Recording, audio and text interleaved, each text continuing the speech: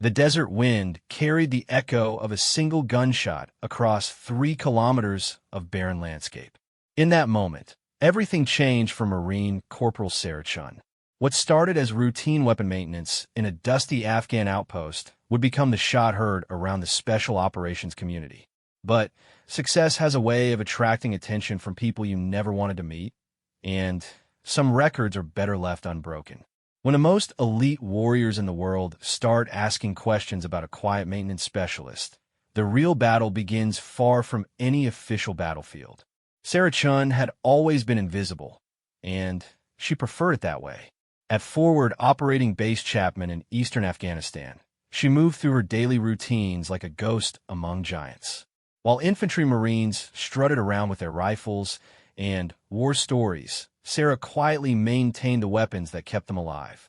Her small frame and reserved demeanor meant most people overlooked her completely, which suited her just fine. The weapons maintenance bay was her sanctuary, a climate-controlled space filled with the familiar smell of gun oil and metal. Sarah had been working on firearms since she was 12, learning from her grandfather who had served in Vietnam. By the time she enlisted in the Marines, she could field strip and reassemble most military weapons blindfolded. Her efficiency reports consistently rated her as exceptional, but exceptional in a way that drew no attention. On this particular morning in March, the bay was quieter than usual. Most of the base was preparing for a major operation, leaving Sarah alone with her work. She had 6 Barrett M107A1 rifles to service before the afternoon convoy departed. These .50 caliber beasts were not toys. Each rifle weighed 30 pounds and could punch through engine blocks at over a mile away. Sarah treated them with the respect they deserved. She started with rifle number 4, serial number M107A1-4472. As she disassembled the weapon, her trained fingers automatically checked each component. The barrel was in good condition, the bolt face showed normal wear, and the trigger assembly was properly adjusted. But something felt different about this particular rifle. The balance was slightly off, almost imperceptible to anyone less familiar with the weapon system. Sarah picked up the rifle and shouldered it, peering through the Leupold scope mounted on top. She had test-fired these rifles hundreds of times on the range, but always under supervision and always at the standard 300-meter targets. Today, however, she noticed something that made her pause. Through the scope, she could see all the way to the far ridge line where the observation post sat, abandoned since last month when the unit rotated out. The range finder in her scope read 3,247 meters. Over 2 miles away. She had never attempted a shot at that distance, but she had read extensively about long-range precision shooting. Carlos Hathcock, the legendary Marine sniper, had made famous shots at extraordinary distances during Vietnam. The current world record for a confirmed sniper kill was held by a Canadian Special Forces operator at 3,540 meters. Sarah had memorized these statistics during her off-duty reading. She lowered the rifle and continued her maintenance work, but the thought kept nagging at her. The abandoned observation post had a large water tank that would make an excellent target. The wind conditions were nearly perfect, with only a light breeze coming from the east. The atmospheric conditions were ideal for long-range shooting, with clear visibility and stable air temperature. Sarah completed the maintenance on all 6 rifles by noon, but instead of heading to the Chow Hall, she remained in the bay. She pulled out her personal notebook where she recorded ballistic data and began calculating the trajectory for a 3,247-meter shot. The math was complex, involving bullet drop compensation, wind drift, atmospheric pressure, and the Coriolis effect from the Earth's rotation. The standard M33 ball ammunition would drop approximately 890 inches at that range, requiring significant elevation adjustment. Wind drift would be minimal given the current conditions, but the Coriolis effect would push the bullet about 12 inches to the right. Sarah had the theoretical knowledge, but theory and practice were different worlds entirely. At 1,400 hours, she made a decision that would change everything. Sarah signed out rifle M107A1-4472 for routine test firing. a common procedure that required no additional authorization. She loaded her gear bag with 50 rounds of match-grade ammunition, a spotting scope, and her range cards. Her heart rate remained steady as she walked to the perimeter range, the same composed demeanor that had served her well throughout her military career. The range was empty, as she had expected. Most personnel were either resting before the evening mission or attending briefings. Sarah set up her shooting position on the 500-meter line, but instead of aiming at the nearby targets, she adjusted the scope toward the distant ridge. Through her spotting scope, she could clearly see the water tank at the abandoned observation post. She spent 20 minutes calculating and recalculating her firing solution. The range was exactly 3,247 meters according to her GPS unit and laser range finder. Wind speed was holding steady at 4 miles per hour from the east. Atmospheric pressure was 29.92 inches of mercury, and temperature was 72 degrees Fahrenheit. All conditions were as close to perfect as she could reasonably expect. Sarah settled into her shooting position, a prone stance that she had practiced thousands of times. The rifle felt familiar in her hands, despite its intimidating size and power. She adjusted the scope to maximum magnification and acquired the target. The water tank appeared as a small rectangle in her field of view, but it was clearly visible and stationary. Her breathing slowed to the rhythm she had learned from countless hours of practice shooting. Inhale, exhale halfway, hold, squeeze the trigger straight back with steady pressure. The fundamentals of marksmanship that had been drilled into her since boot camp took over. Everything else faded away except the crosshairs, the target, and the careful pressure of her index finger. The rifle bucked against her shoulder with tremendous force, the muzzle brake redirecting the blast and reducing felt recoil.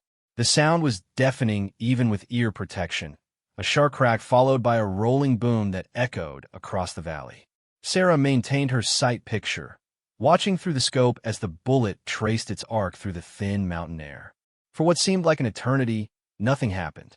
Then, suddenly, she saw a small puff of dust and debris near the base of the water tank. Her heart sank, thinking she had missed entirely. But, as she adjusted her view, she saw something that made her catch her breath. There was a hole in the side of the tank, and water was beginning to stream out in a steady arc. Sarah pulled out her spotting scope and confirmed what she had seen through the rifle scope. The bullet had struck the water tank dead center, approximately 6 feet from the ground. At 3,247 meters, she had placed a .50 caliber round exactly where she had aimed. The shot was perfect, textbook precision at a distance that would challenge even experienced military snipers. She sat there for several minutes, trying to process what had just happened.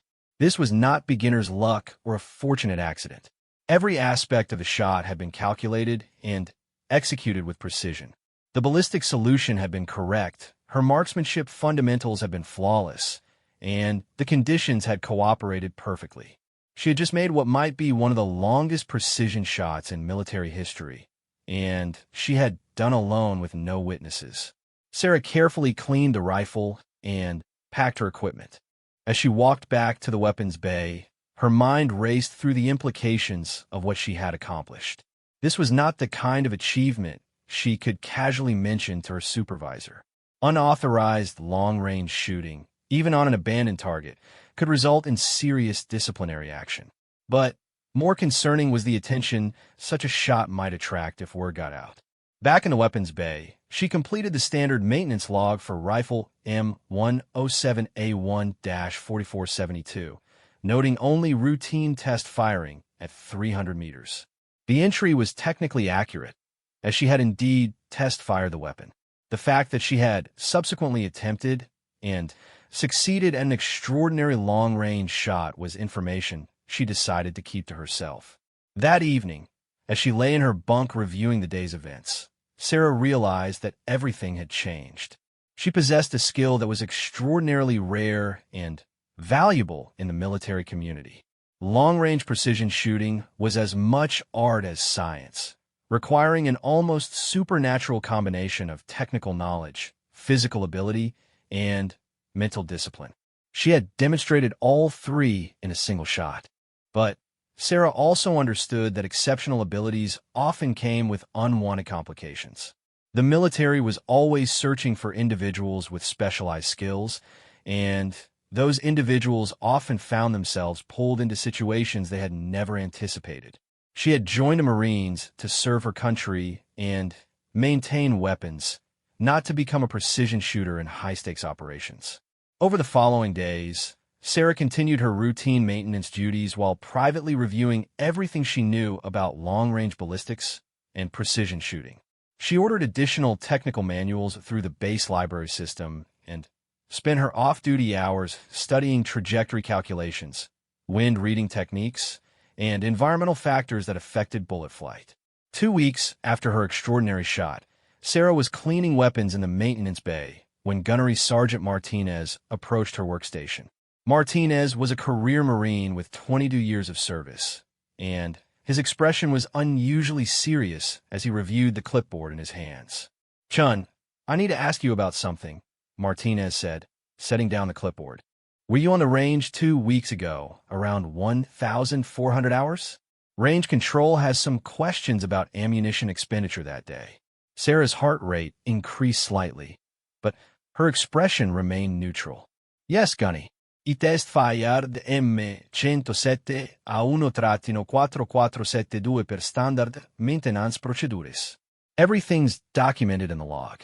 Martinez nodded, but his expression suggested there was more to the conversation. "The thing is, Chin, we had a patrol near the old observation post that same afternoon. They reported finding the water tank there had been shot through. Clean hole looked like .50 caliber damage." Sarah continued cleaning the rifle in her hands, maintaining the same steady rhythm that had served her well throughout her career. "That's interesting, Gunny. Could have been leftover ordnance from previous operations. That area sees a lot of activity." "Maybe," Martinez said, but his tone suggested he wasn't entirely convinced. The patrol leader thought it was strange, though. Said the damage looked fresh, and the hole was perfectly centered, like someone had aimed specifically at that tank. The conversation continued for several more minutes, with Martinez asking general questions about Sarah's activities and observations from that day. Throughout the discussion, she provided accurate but incomplete information, never lying but never volunteering details that weren't specifically requested. After Martinez left, Sarah realized that her extraordinary shot had not gone completely unnoticed. Military units in combat zones were trained to observe and report anything unusual, and a precisely placed bullet hole in an abandoned water tank definitely qualified as unusual. She would need to be more careful about any future long-range experiments. But the seed had been planted. Sarah now knew that she possessed an ability that was extraordinary even by military standards. The question was whether she could continue to develop this skill while maintaining the low profile that had served her so well throughout her career. As she continued her work in the weapons bay, Sarah began to understand that some talents were impossible to hide forever. Excellence had a way of attracting attention, and attention in the military often led to opportunities that were difficult to refuse. Her quiet life as a weapons maintenance specialist was about to become much more complicated. 3 weeks had passed since the water tank incident, and Sarah had almost convinced herself that the matter was forgotten. She maintained her daily routine with disciplined precision, arriving at the weapons bay before dawn and staying until well after most personnel had finished their duties. Her work remained exemplary, and her interactions with fellow Marines stayed professionally cordial but distant. However, she couldn't shake the feeling that she was being watched more closely than before. Gunnery Sergeant Martinez had taken to checking on her progress more frequently, and she had noticed unfamiliar faces observing the range during her routine test firing sessions. Sarah responded by being even more meticulous in her documentation and more conservative in her weapon testing procedures. The morning everything changed started like any other. Sarah was cataloging incoming equipment when a lance corporal she didn't recognize appeared at her workstation with an unusual request. He needed immediate service on a rifle that had been dropped during a patrol, claiming the scope had been knocked out of alignment. Sarah accepted the work order without question, but something about the situation felt different. The rifle was a standard M40A5 sniper system, the type used by Marine Scout snipers. As Sarah examined the weapon, she found nothing wrong with it. The scope was properly mounted and zeroed, the barrel showed normal wear patterns, and the trigger assembly was functioning perfectly. Someone had either made an error in the work request, or this was not actually a maintenance issue. She was about to complete the inspection report when Staff Sergeant Rodriguez entered the bay. Rodriguez was the senior enlisted advisor to the base's intelligence section, and his presence in the weapons bay was highly unusual. He was accompanied by a civilian Sarah had never seen before, a man in his 40s wearing contractor clothing, but carrying himself with unmistakable military bearing. Corporal Chun, Rodriguez said, his tone more formal than the casual interactions they had shared previously. This is Mr. Davidson. He has some questions about your experience with long-range weapon systems. Davidson stepped forward with a confident smile that didn't quite reach his eyes. He was tall and lean, with graying temples and the kind of weathered face that suggested extensive time in harsh environments. Sarah immediately categorized him as former special operations, probably with significant combat experience. Corporal Chun, I've heard impressive things about your technical expertise, Davidson said, settling into a chair near her workstation. Your maintenance records show exceptional attention to detail, and your supervisors consistently rate your performance as outstanding. Sarah continued working on a rifle while responding. Thank you, sir. I try to maintain high standards in all my work. I'm particularly interested in your experience with the Barrett system, Davidson continued. The M107A1 is a complex weapon that requires specialized knowledge. How comfortable are you with its ballistic capabilities? The question was phrased carefully, but Sarah recognized the underlying implication. This was not a casual inquiry about maintenance procedures. Davidson was probing for information about her understanding of long-range ballistics, which suggested that her water tank shot had indeed attracted the wrong kind of attention. I'm familiar with all aspects of the Barrett system, Sarah replied carefully. Maintenance, operation, and basic ballistic principles.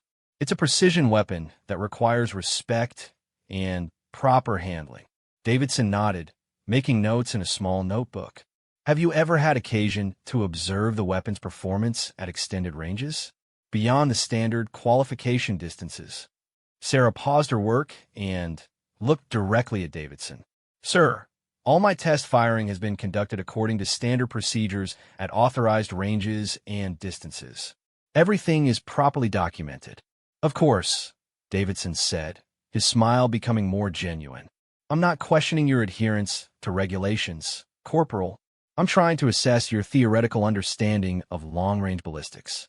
In your opinion, what would be the maximum effective range for the Barrett system under ideal conditions? The question was a test, and Sarah knew it. Davidson was trying to determine how much she actually understood about precision shooting at extreme distances. Her answer would reveal whether her water tank shot had been luck or skill. The maximum effective range depends on multiple variables, Sarah said, setting down her tools. Atmospheric conditions, ammunition quality, barrel condition, and shooter capability all affect accuracy at distance. Theoretically, with match-grade ammunition and optimal conditions, accurate hits are possible beyond 2,000 meters in the hands of a skilled marksman. Theoretically, Davidson repeated, emphasizing the word. But practical application is different from theoretical knowledge, isn't it? Yes, sir. Practical shooting involves factors that can't be controlled in a laboratory environment. Wind variations, target movement, shooter stress, and equipment limitations all affect real-world performance. Davidson closed his notebook and stood up. Corporal Chun, I'd like you to consider participating in a specialized training program. It would involve working with precision weapon systems in a more advanced capacity than your current duties allow. Sarah felt a chill run down her spine. This was exactly what she had hoped to avoid. Sir, I'm satisfied with my current assignment. I believe I'm making a valuable contribution to the unit's mission in my present role. I'm sure you are, Davidson said. But The military is always looking for individuals with exceptional abilities who can contribute to specialized missions. Your technical expertise and attention to detail suggest you might be well suited for advanced training. Staff Sergeant Rodriguez had remained silent throughout the conversation, but now he stepped forward. Chun, this is an opportunity that doesn't come along often. Mr. Davidson represents a program that works with some of the most elite units in the military. Sarah understood the implications perfectly. She was being recruited for sniper training, probably for assignment to special operations units. Her water tank shot had demonstrated abilities that were rare and valuable, and now people with significant influence wanted to develop those abilities for operational use. Sir, I appreciate the opportunity, Sarah said carefully, but I need time to consider such a significant change in my career path. Davidson handed her a business card with only a phone number printed on it. Take all the time you need, Corporal, but don't take too long.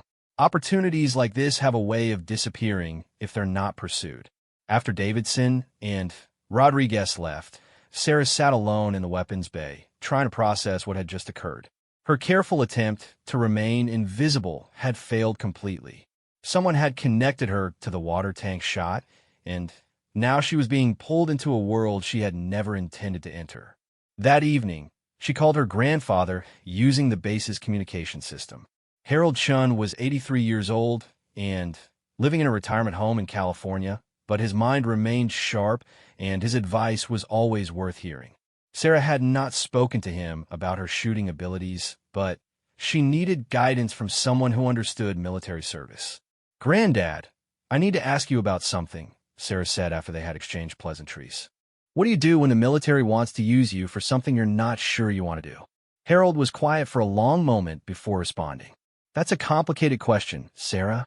The military has a way of recognizing abilities that people don't even know they possess. Sometimes those abilities come with obligations that extend beyond personal preferences. But what if accepting those obligations changes everything about the life you planned? Then you have to decide what's more important," Harold said. "The life you planned or the life you're capable of living. In my experience, the military rarely asks people to do things they're not capable of doing. The question is whether you're willing to discover what you're truly capable of." Sarah spent the next 2 days researching everything she could find about military sniper programs and special operations units. The training was notoriously difficult with high washout rates and extreme physical and mental demands. But those who succeeded became part of an elite community that operated at the highest levels of military capability. She also researched Mr. Davidson's background, using her access to military personnel databases. What she found was both impressive and concerning. Davidson was a former Army Special Forces operator with multiple deployments and a record of involvement in classified operations. He currently worked as a contractor specializing in personnel recruitment for special operations programs. On Friday morning, Sarah was conducting routine maintenance when Gunnery Sergeant Martinez approached with an unusual expression on his face. He was carrying a folder marked with classification stamps, which was highly unusual for routine weapons bay operations. "Chun, I need to speak with you privately," Martinez said, gesturing toward the small office adjacent to the maintenance bay. In the office, Martinez closed the door and sat across from Sarah with an expression she had never seen before. He looked uncomfortable, as if he was about to deliver news that he personally disagreed with. "Chun, I've received some unusual inquiries about your background and capabilities," Martinez began. "People I've never heard of are asking questions about your performance, your training, and your potential for advanced assignments." Sarah remained silent, waiting for Martinez to continue. "The thing is, I've been in the Marines for 22 years, and I recognize the signs when someone is being evaluated for special programs. Usually, Marines volunteer for that kind of evaluation. In your case, it seems like the evaluation is happening whether you volunteered or not." Martinez opened the folder and showed Sarah several documents that she recognized as personnel evaluation forms. Her name appeared throughout the paperwork, along with assessments of her technical abilities, psychological profile, and suitability for specialized training. Sir, I haven't requested any special assignments or training programs, Sarah said. I know you haven't, Martinez replied. That's what makes this unusual. Someone with significant authority has taken an interest in your capabilities, and they're conducting a formal evaluation without your direct input.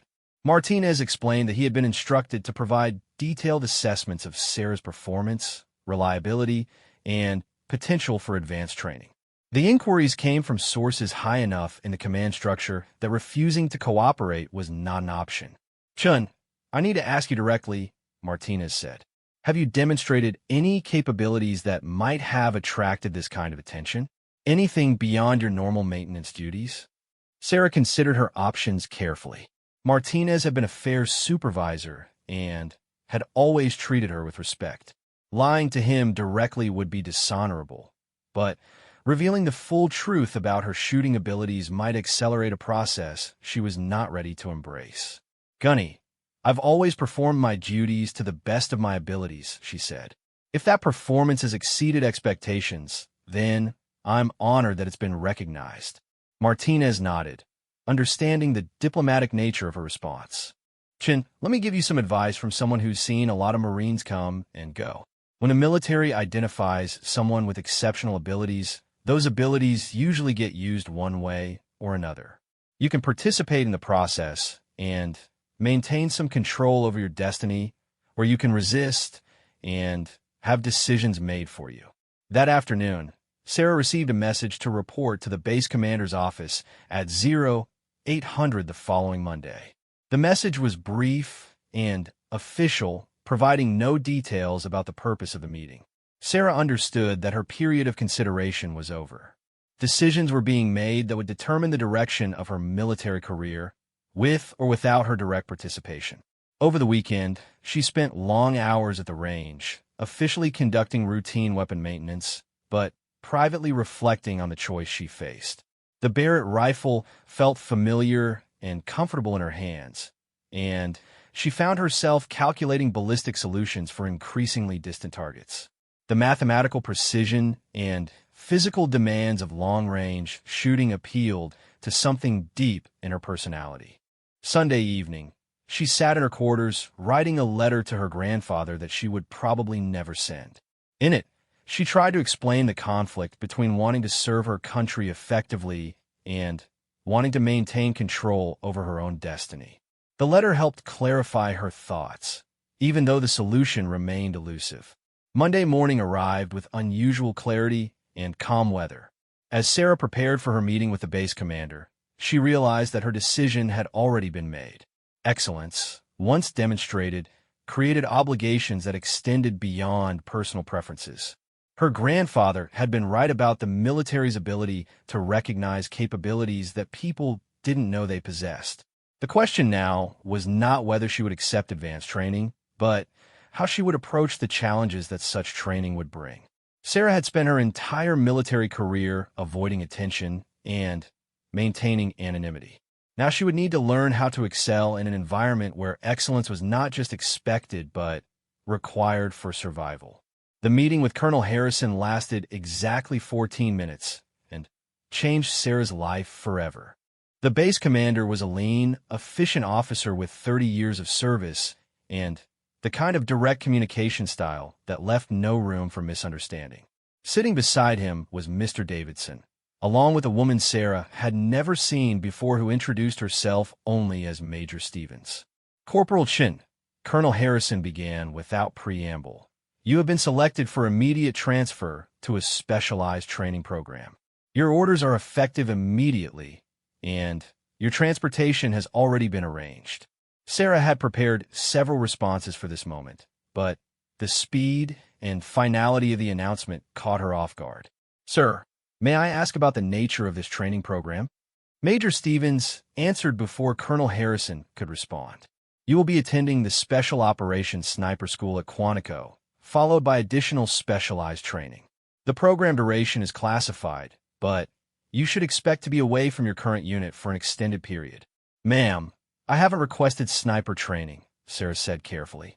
I'm satisfied with my current assignment and believe I'm making a valuable contribution in my present role." Davidson leaned forward with the same controlled smile he had displayed during their previous meeting. "Corporal Chun, the military has invested significant resources in your training and development. When individuals demonstrate exceptional capabilities, those capabilities become assets that must be properly utilized." Colonel Harrison stood up, signaling that the meeting was concluding. "Chun, you have 2 hours to pack your personal belongings and report to the flight line. Your gear and equipment will be forwarded separately." Questions? Sarah understood that this was not actually a question, but a formality. "No, sir. I'll be ready for transportation as directed." As she left the commander's office, Sarah felt as if she was walking through a dream. 3 months ago, she had been an anonymous weapons maintenance specialist whose biggest concern was ensuring proper rifle cleaning procedures. Now she was being transferred to one of the most elite training programs in the military, based on a single extraordinary shot that she had hoped would remain her secret forever. The flight to Quantico took 6 hours, giving Sarah time to process the magnitude of the change occurring in her life. She had read extensively about sniper training, understanding that the physical and mental demands were extreme. The washout rate exceeded 70%, and even successful graduates faced additional months of specialized training before being assigned to operational units. Major Stevens accompanied her on the flight, spending most of the journey reviewing Sarah's personnel file and asking detailed questions about her background and experience. Sarah learned that Stevens was a former Marine sniper instructor who now worked with Special Operations Personnel Selection and Training. "Chun, I want you to understand what you're getting into," Stevens said as their aircraft began its descent toward Virginia. "Sniper school is not just about learning to shoot accurately at long distances. You will be trained as a precision engagement specialist capable of operating independently behind enemy lines for extended periods." Stevens explained that modern military snipers were expected to perform multiple roles, including intelligence gathering, target acquisition, battlefield reconnaissance, and close protection for special operations teams. The training would cover advanced ballistics, camouflage and concealment, navigation, communications, field medicine, and psychological preparation for high-stress operations. "The selection process begins immediately," Stevens continued. "Physical fitness, psychological evaluation, and marksmanship assessment will determine whether you continue in the program. Many excellent Marines wash out during the first week." Sarah arrived at Quantico late on Tuesday evening and was assigned quarters in a barracks that housed other students beginning specialized training programs. Her roommate was a Lance Corporal named Jessica Wong who had volunteered for Scouts sniper training after serving as a designated marksman with an infantry unit in Iraq. "You're the maintenance specialist everyone's talking about," Wong said as Sarah unpacked her belongings. "Word is you made some kind of incredible shot in Afghanistan that got you noticed by the special operations community." Sarah was surprised that her background had already become common knowledge among the training cadre. "I'm just here to learn and do my best in the program." "That's smart," Wong replied. "But you should know that volunteer students and selected students get treated differently here. The volunteers chose to be here, so they're expected to be motivated. Selected students are considered potential assets who need to prove they belong." Wednesday morning began at 0430 with physical training that was immediately more demanding than anything Sarah had experienced in her previous assignments. The instructors were all active duty or recently retired special operations personnel who pushed students to their physical and mental limits from the first day. The initial phase of training focused on fundamental marksmanship principles, even though most students already possessed above-average shooting abilities. Sarah discovered that precision shooting at the professional level required completely relearning techniques she thought she had mastered. Everything from breathing control to trigger manipulation was refined to standards that demanded absolute consistency. Chief Petty Officer Reynolds was the primary marksmanship instructor, a Navy SEAL with multiple combat deployments, and a reputation for identifying students who possessed the mental attributes necessary for long-range precision shooting. Reynolds observed Sarah closely during her first week, providing minimal feedback but clearly evaluating her responses to instruction and pressure. "Chun, show me your natural shooting position," Reynolds commanded during her third day of training. Sarah settled into the prone position she had used for her water tank shot, adjusting her body alignment and rifle placement with practiced efficiency. Reynolds observed silently for several minutes before making minor corrections to her stance and grip. "You've been practicing on your own," Reynolds said. "It was not a question. Your fundamentals are more developed than what basic Marine training typically produces." "I've always been interested in precision shooting," Sarah replied carefully. "I study ballistics and marksmanship techniques during my off-duty time." Reynolds nodded and made notes in his evaluation folder. "Interest is good, but natural ability is better. We'll see which one you have more of." The academic portion of the training was as demanding as the practical exercises. Sarah spent hours each day studying advanced ballistics, environmental factors that affected bullet flight, and range estimation techniques. She learned to calculate firing solutions for targets at distances exceeding 1,500 meters, accounting for variables she had never previously considered. Wind reading became a particular focus of her training. Sarah discovered that accurate long-range shooting required the ability to assess wind conditions not just at the firing position, but at multiple points along the bullet's trajectory. This skill demanded constant observation of environmental indicators and the ability to make rapid calculations under pressure. "The bullet doesn't care about your calculations," Reynolds explained during one particularly challenging lesson. "It only responds to actual conditions. You can have perfect math and still miss if you misread the wind at 800 meters. 2 weeks into the training, Sarah experienced her first major setback. During a stress shooting exercise, she was required to engage multiple targets at varying distances while carrying a 40-pound pack and after completing a 5-mile run. Her first 3 shots missed completely, and her confidence evaporated under the pressure. "Chen, what happened?" Reynolds asked after she failed to qualify on the exercise. "I let the physical stress affect my shooting fundamentals," Sarah admitted. "I rushed the shots instead of maintaining proper technique." Correct. Physical discomfort is a constant factor in operational shooting. You need to learn to maintain precision while your body is telling you to take shortcuts. Sarah spent the next week focusing intensively on stress shooting drills, learning to maintain her marksmanship standards while dealing with fatigue, time pressure, and physical discomfort.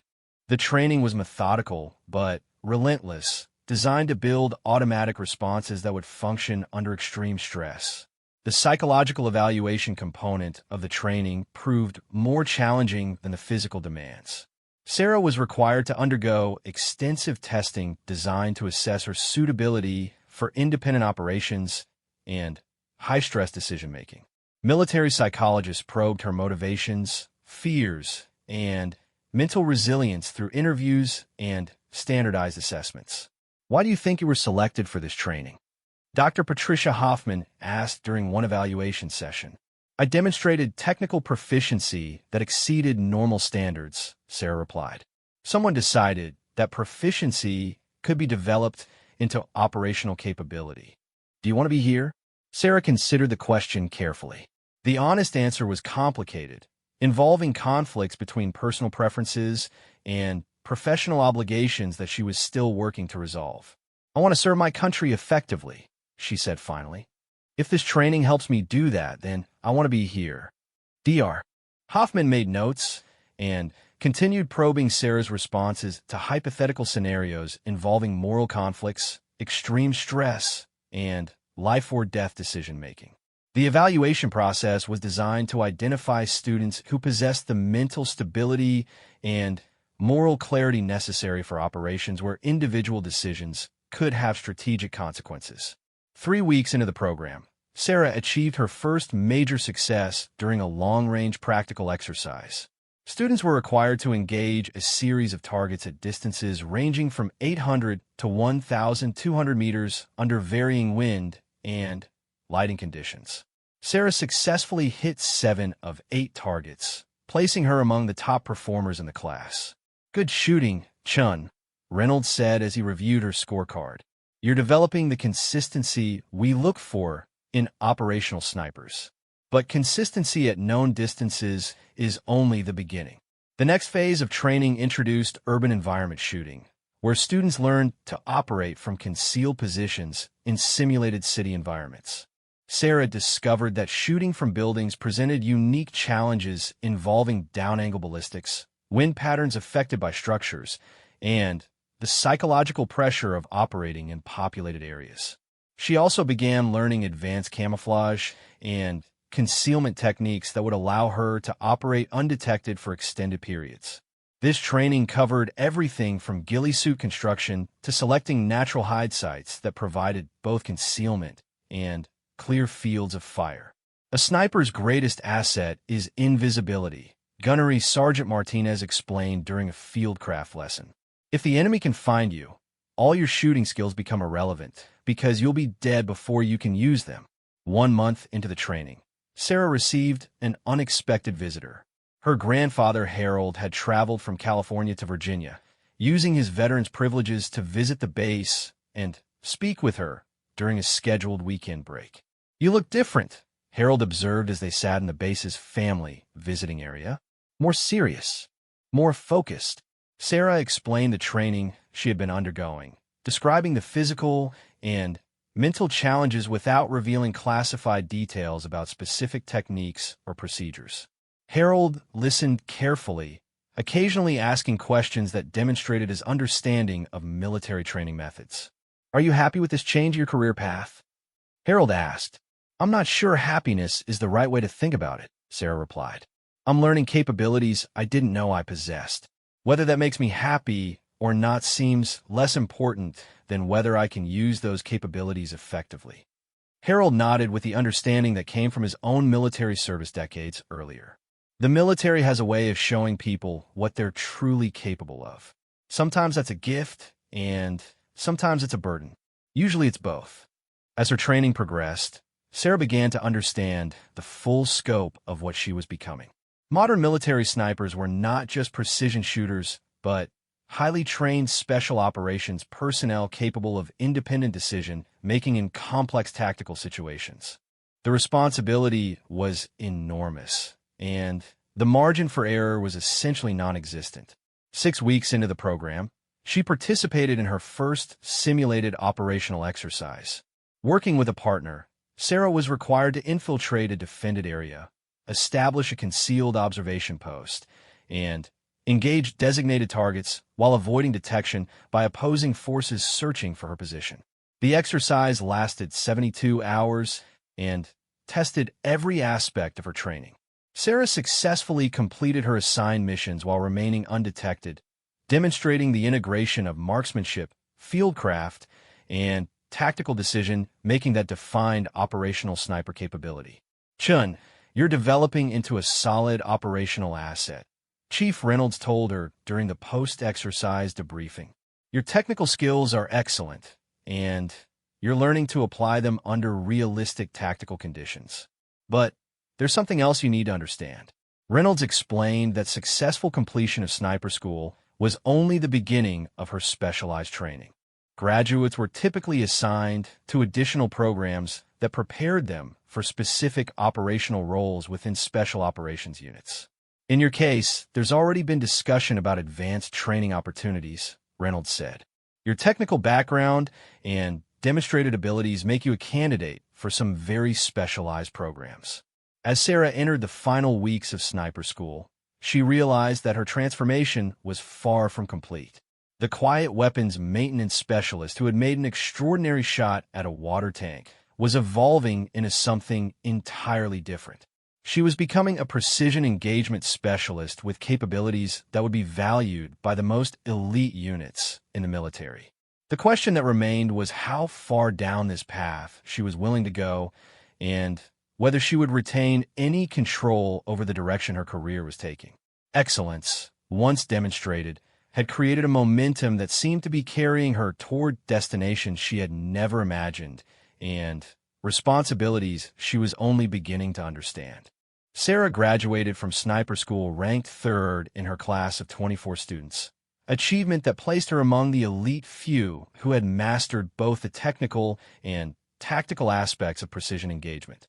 The graduation ceremony was brief and professional, attended by family members and representatives from various special operations units who were evaluating graduates for potential recruitment. Commander James Mitchell was among those representatives. He was a Navy SEAL officer with the kind of quiet intensity that marked experienced special operations leaders. After the ceremony, Mitchell approached Sarah with an offer that would define the next phase of her military career.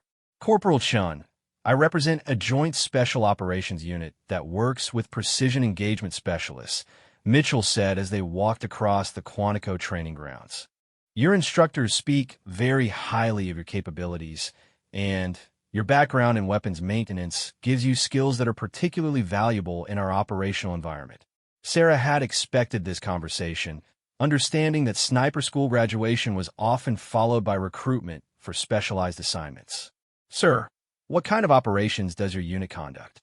We handle situations that require surgical precision in high-stakes environments, Mitchell replied carefully. Counterterrorism, direct action against high-value targets, and support for conventional forces in complex tactical situations. Our precision engagement specialists often operate independently or in small teams with minimal support. Mitchell explained that his unit was formally designated as Joint Special Operations Task Force 7, a classified organization that drew personnel from all military branches for operations requiring the highest levels of skill and discretion.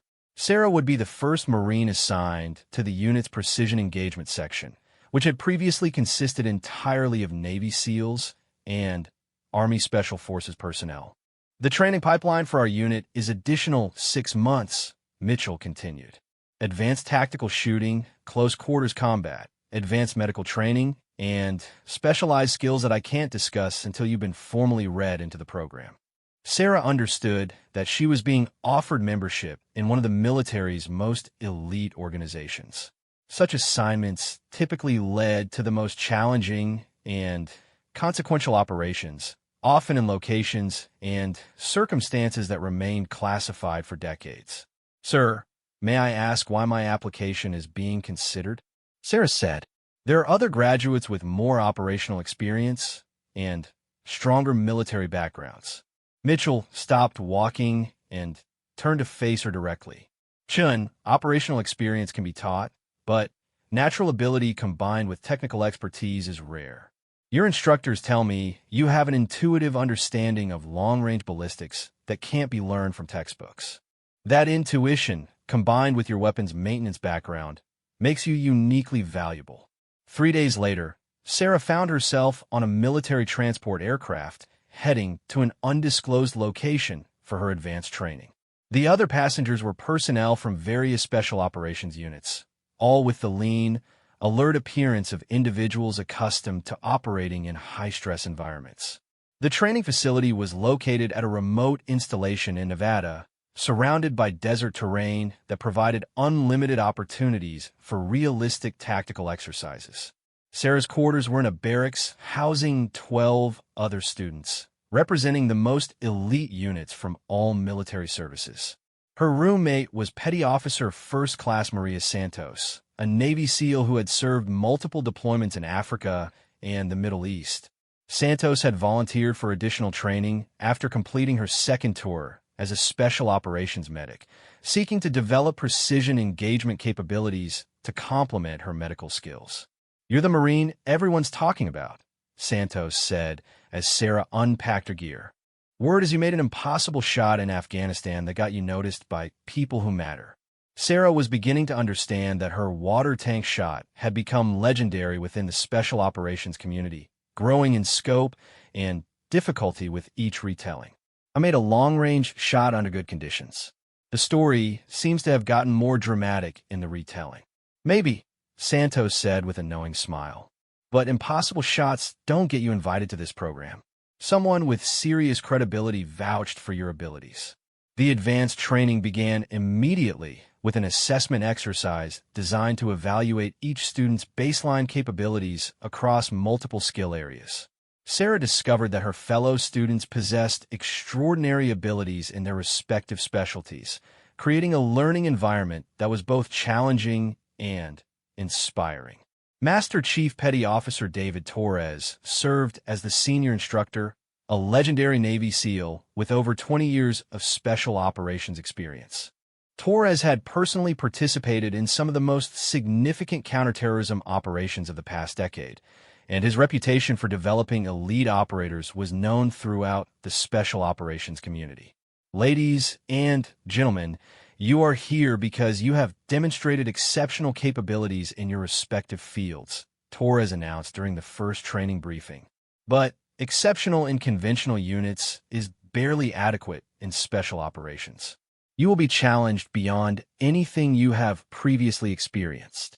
The training curriculum covered advanced marksmanship at distances exceeding 2,000 meters, urban precision engagement techniques, and specialized ballistics for unconventional ammunition types.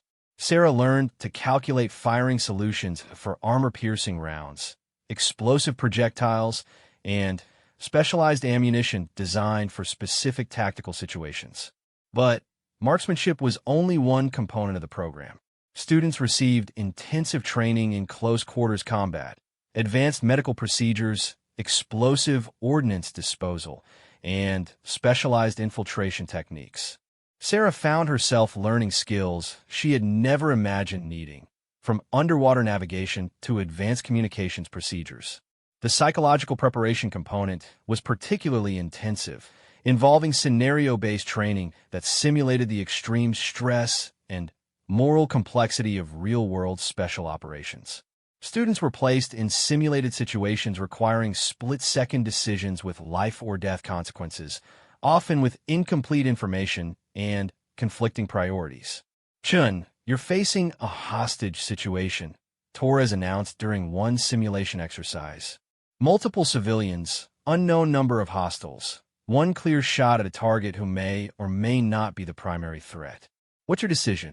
Sarah found herself analyzing scenarios that had no clear right answers, learning to make tactical decisions based on probability assessments and acceptable risk calculations. The training was designed to prepare students for operations where individual judgment could determine mission success or failure. 2 weeks into the program, Sarah achieved a breakthrough during a long-range practical exercise that would establish her reputation within the special operations community.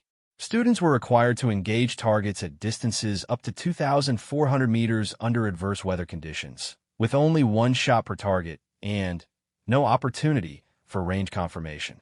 Sarah successfully engaged all 8 assigned targets, achieving precision that impressed even her highly experienced instructors. Her shooting demonstrated the kind of intuitive ballistic calculation that separated exceptional marksmen from merely skilled ones. "Chun, explain your firing solution for Target 7, Torres commanded during the post-exercise debriefing. Range was 2,180 meters based on terrain features and target size estimation, Sarah replied. Wind was gusting from 8 to 12 miles per hour from the northwest. I calculated for a 10-mile-per-hour constant wind and held an additional half-minute of angle to account for gusting. Torres nodded, reviewing the actual conditions recorded by range instrumentation. Target 7 was at 2,184 meters with wind averaging 9.8 miles per hour. Your calculation was nearly perfect despite having no ranging equipment or wind measurement tools. The exercise established Sarah as one of the most capable precision shooters in the program, but it also attracted attention from people beyond her immediate training cadre. 2 days later, she was summoned to meet with Colonel Patricia Hayes, the commanding officer of Joint Special Operations Task Force 7. Colonel Hayes was a career special operations officer with extensive combat experience and a reputation for identifying and developing exceptional personnel. She had personally reviewed Sarah's training records and was considering her for assignment to one of the task force's most specialized units. Chun, Your instructors report that you possess an almost supernatural ability to make accurate calculations for long-range engagements, Hayes said during their private meeting. That ability is extremely valuable, but it also comes with significant responsibilities. Hayes explained that the task force was developing capabilities for precision engagement operations in environments where traditional sniper techniques were inadequate. These operations required personnel who could make accurate shots at extreme distances with minimal preparation time, and often without the support systems typically available to military snipers. We're talking about operations where you might have one shot to neutralize a target that poses an immediate threat to American lives, Hayes continued. The psychological pressure is enormous, and the consequences of failure are unacceptable. Sarah understood that she was being evaluated for assignment to operations that would place her in situations of unprecedented responsibility and stress. The technical skills she had developed were only the foundation for challenges that would test her character and judgment under the most extreme circumstances. "Ma'am, I understand the significance of what you're describing," Sarah said. "I'm honored to be considered for such assignments, but I want to ensure I'm fully prepared before accepting that level of responsibility." Hayes nodded approvingly. "That's exactly the kind of response I want to hear. Overconfidence is more dangerous than lack of skill in our operational environment. You'll have additional opportunities to develop your capabilities before being assigned to active operations." As her training progressed, Sarah began working with actual special operations teams during simulation exercises that replicated real-world mission scenarios. She learned to integrate her precision engagement capabilities with the tactical movements and decision-making processes of experienced operators. Working with SEAL team operators and Army Special Forces personnel, Sarah discovered that special operations missions required constant adaptation and improvisation. No matter how thoroughly missions were planned, actual operations invariably presented unexpected challenges that demanded creative solutions. "Chun, you need to think like an operator, not just a shooter," advised Staff Sergeant Kevin Walsh during one particularly challenging exercise. Walsh was an Army Special Forces sniper with multiple combat deployments who had volunteered to help train the new precision engagement specialists. "In real operations, you won't have the luxury of perfect shooting conditions or unlimited time to calculate firing solutions," Walsh continued. "You need to develop the ability to make accurate shots quickly, often while other team members are depending on your success for their survival." Sarah began incorporating speed and adaptability into her training regimen, learning to make accurate engagements with minimal preparation time. This training pushed her technical skills to new levels while developing the kind of tactical flexibility that characterized elite special operations personnel. 4 months into the advanced training program, Sarah participated in her first joint exercise with active special operations units. The exercise simulated a counterterrorism operation requiring precision engagement of multiple targets in an urban environment while minimizing risk to civilian bystanders.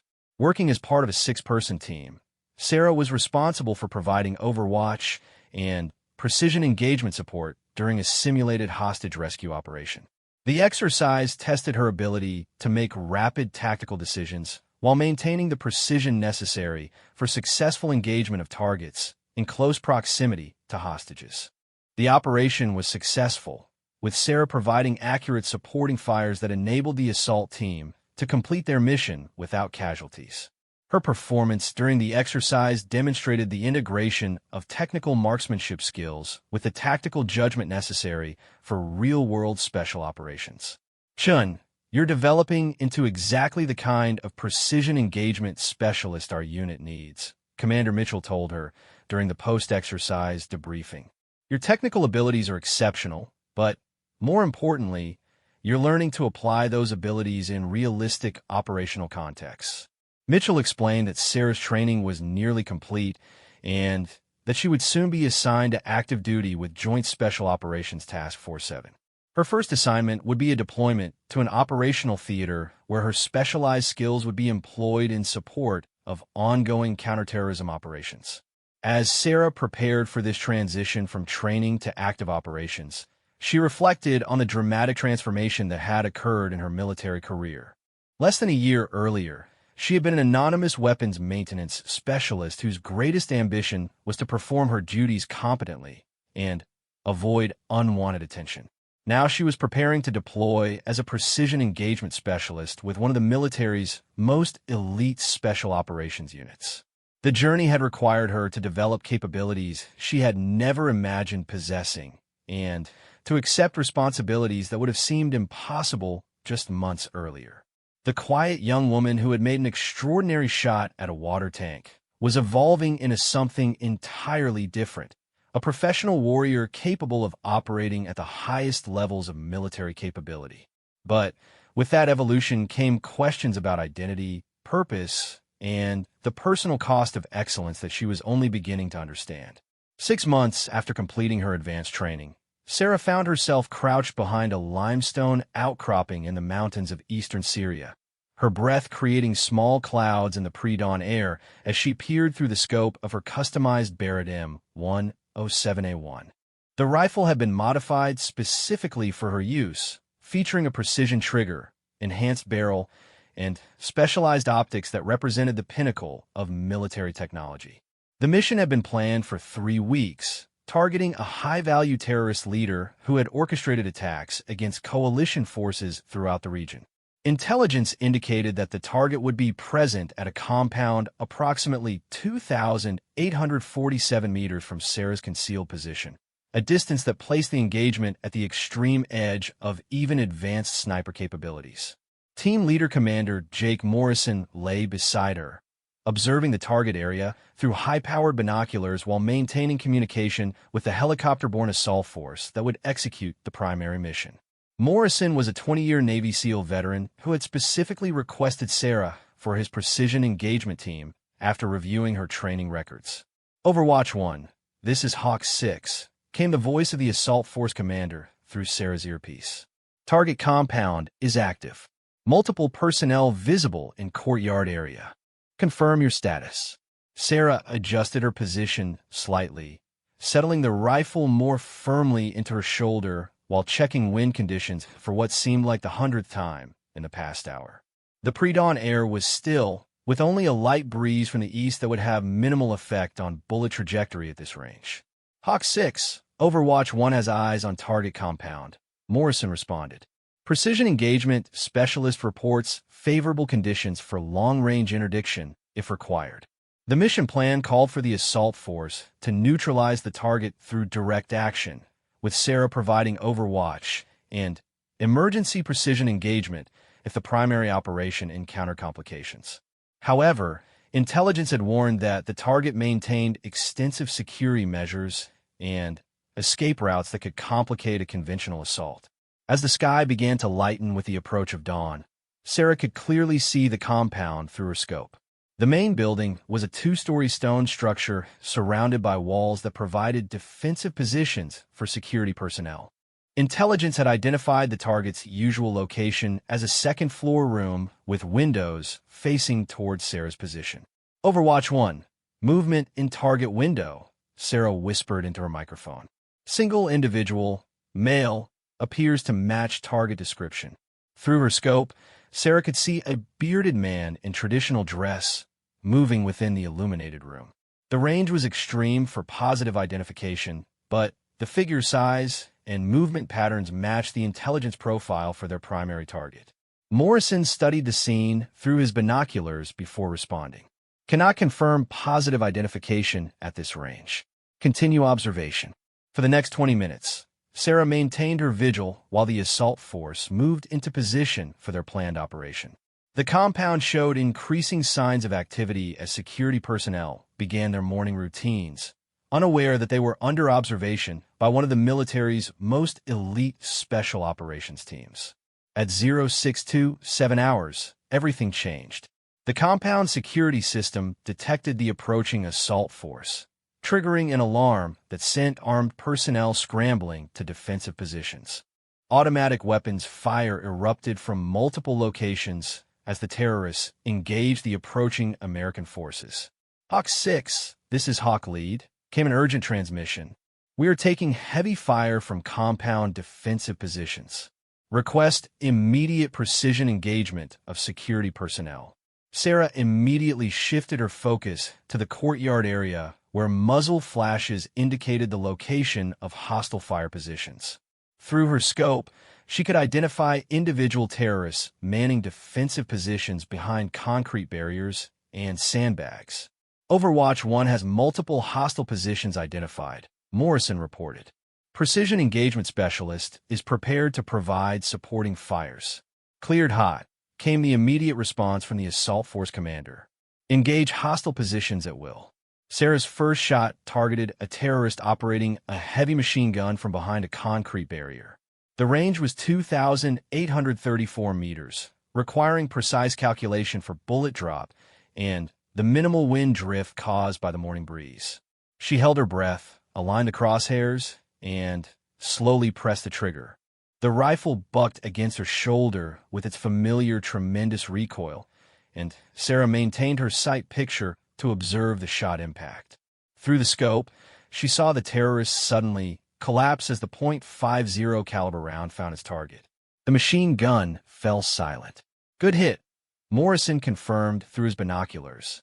Machine gun position is neutralized.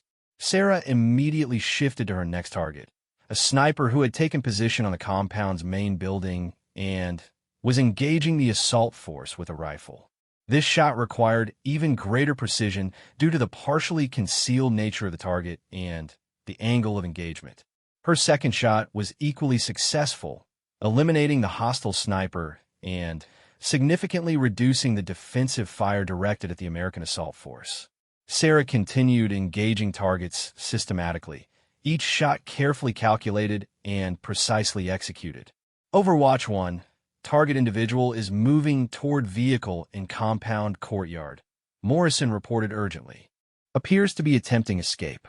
Through her scope, Sarah could see a figure matching their target's description running toward a vehicle parked near the compound's rear gate. If the target reached the vehicle and escaped, months of intelligence work and operational planning would be wasted. The range to the vehicle was 2,891 meters, placing the shot at the absolute limit of her weapon system's capabilities. Sarah calculated quickly. Bullet drop would be approximately 945 inches, requiring maximum elevation adjustment. Wind remained minimal, but the target was moving, adding complexity to an already extreme engagement. Target is mobile, moving toward vehicle, Sarah reported. Requesting permission to engage. Cleared to engage, priority target, came the immediate authorization. Time is critical. Sarah tracked the moving figure through her scope, calculating lead, angle, and intercept point while compensating for the extreme range. The target was approximately 150 meters from the vehicle and moving at a steady running pace. She had perhaps 30 seconds before he reached potential escape. She led the target by approximately 4 meters, accounting for bullet flight time at this extreme distance, and squeezed the trigger with the same steady pressure she had practiced thousands of times. The shot felt perfect as it left the barrel, with optimal sight alignment and trigger control despite the pressure of the tactical situation. For what seemed like an eternity, Sarah watched through her scope as the bullet traced its arc across nearly 3 kilometers of mountainous terrain. Then, suddenly, the running figure stumbled and fell just 20 meters from the escape vehicle. Target is down, Morrison confirmed through his binoculars. Hostile activity in compound is ceasing. The successful engagement at 2,891 meters represented one of the longest confirmed precision shots in military history, executed under combat conditions against a moving target. But for Sarah, the technical achievement was less important than the successful completion of the mission and the safety of the assault force personnel. Hawk 6, this is Overwatch 1, Morrison reported. All hostile positions neutralized. Compound is secure for exploitation. The assault force quickly secured the compound and confirmed the elimination of their primary target along with several key associates. The intelligence materials recovered during the operation provided valuable information about terrorist networks throughout the region. As Sarah and Morrison prepared to extract from their observation position. She reflected on how completely her life had changed since that day when she had spontaneously attempted a long-range shot at an abandoned water tank. That moment of curiosity and technical experimentation had led to this deployment with one of the military's most elite units. "Chun, that was extraordinary shooting under difficult conditions," Morrison said as they packed their equipment. "Your precision engagement capabilities just prevented a high-value target from escaping and probably saved American lives." Sarah understood that her technical abilities had been proven under the most demanding circumstances possible. She had successfully executed precision engagements at extreme ranges while under the pressure of combat conditions and time-critical tactical requirements. But she also understood that success in special operations came with continued obligations and increasing responsibilities. Her demonstrated capabilities would lead to additional deployments and more challenging missions, each requiring the same level of precision and tactical judgment she had displayed today. 2 weeks later, back at the task force headquarters, Sarah was debriefed by Colonel Hayes and a group of senior special operations officers.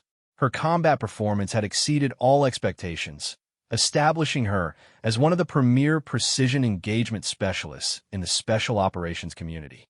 "Chun, your performance during Operation Desert Strike was exceptional," Colonel Hayes said during the formal debrief. "The successful neutralization of the primary target at 2,891 meters under combat conditions represents a significant achievement in precision engagement." Hayes explained that Sarah's success had attracted attention from the highest levels of military leadership, including officials responsible for special operations policy and development. Her capabilities were being considered for additional specialized programs that would expand her operational roles beyond precision engagement.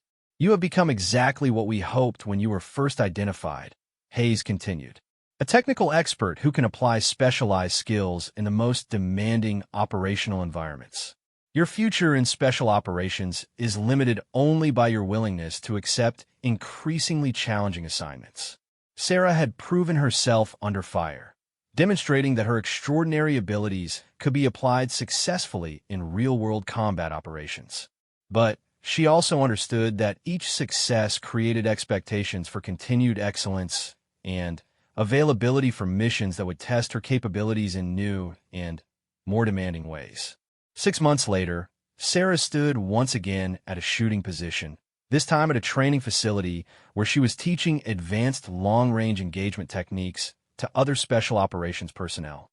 Her students were experienced snipers from various elite units who had come to learn from someone who had achieved legendary status within the precision shooting community. "The key to successful long-range engagement is not just technical calculation," Sarah explained to her students.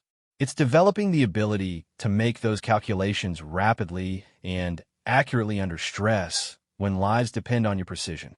She had evolved from a quiet maintenance specialist into one of the military's most capable precision engagement experts. But the transformation had come with personal costs she was still learning to manage. The responsibility of life-or-death decisions, the psychological pressure of extreme-range shooting, and the constant demands of elite special operations had changed her in ways she was still discovering. As she worked with her students, Sarah realized that her journey was far from complete. Each successful mission led to more challenging assignments, and each demonstration of capability created new expectations for performance. Excellence had momentum that carried her toward destinations she could not fully predict. But she had also discovered something valuable about herself through this process. The technical precision and mental discipline required for her specialized role appealed to something fundamental in her character. The combination of intellectual challenge and practical application created a sense of purpose that she had never experienced in her previous assignments. Looking back at the water tank shot that had started this transformation, Sarah understood that moment differently now. It had not been a random accident or a lucky shot, but the first expression of capabilities that had been developing within her for years. The military had simply provided the opportunity and training to develop those capabilities to their full potential. As she continued training the next generation of precision engagement specialists, Sarah accepted that her evolution from maintenance specialist to elite operator was complete. She had become exactly what the military had recognized in her from that first extraordinary shot: a warrior capable of performing at the highest levels when precision and excellence were not just desired but absolutely required. The quiet young woman who had once preferred anonymity had become someone whose reputation extended throughout the special operations community. But she had also learned that true excellence was not about personal recognition, but about the ability to perform critical missions when failure was not an option and American lives hung in the balance.